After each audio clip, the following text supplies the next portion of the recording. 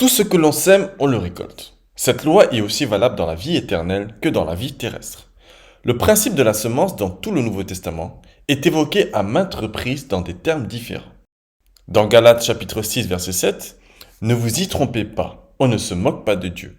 Ce qu'un homme aura semé, il le moissonnera aussi. 2 Corinthiens chapitre 9 verset 6, sachez-le, celui qui sème peu, moissonnera peu, et celui qui sème abondamment, moissonnera abondamment. Matthieu chapitre 7 verset 12, tout ce que vous voulez que les hommes fassent pour vous, faites-le de même pour eux, car c'est la loi et les prophètes. Matthieu chapitre 10 verset 41 à 42, celui qui reçoit un prophète en qualité de prophète recevra une récompense de prophète, et celui qui reçoit un juste en qualité de juste recevra une récompense de juste. Matthieu chapitre 16 verset 27, car le Fils de l'homme doit venir dans la gloire de son Père avec ses anges, et alors il rendra à chacun selon ses œuvres. Jean chapitre 12 verset 24, en vérité, je vous le dis, si le grain de blé qui est tombé à terre ne meurt, il reste seul, mais s'il meurt, il porte beaucoup de fruits. Le principe de la semence est central et c'est une loi des plus basiques. Il est applicable dans plusieurs domaines de notre vie. Nous naissons par ce principe, nous nous nourrissons par ce principe, nous entreprenons par ce principe, nous nous enrichissons par ce principe, nous cultivons notre personnalité par ce principe. Nous ne pouvons rien bénéficier de bon sans une semence et un sacrifice.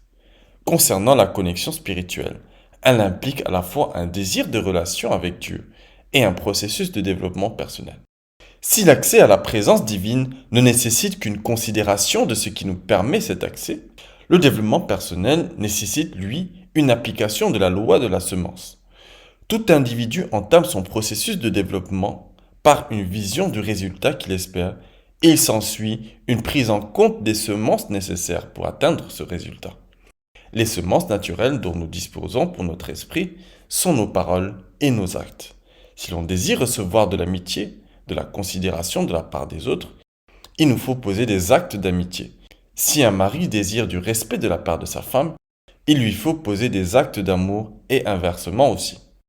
Ce sont des principes simples. Mais qui sont si difficiles à appliquer chez les êtres humains. La Bible déclare au sujet des paroles que c'est du fruit de sa bouche que l'homme rassasie son corps. C'est du produit de ses lèvres qu'il se rassasie. La mort et la vie sont au pouvoir de la langue. Quiconque l'aime en mangera les fruits. Jésus s'inscrira dans cette même pensée lorsqu'il dira « Car par tes paroles tu seras justifié, et par tes paroles tu seras condamné. » Cela ne tient pas uniquement compte des paroles dites à autrui, mais aussi des paroles prononcées sur notre vie. Le fait que le mot hébraïque « aga », traduit par « méditer » dans la Torah, a le sens de prononcer des paroles, confirme la place des mots dans la connexion spirituelle.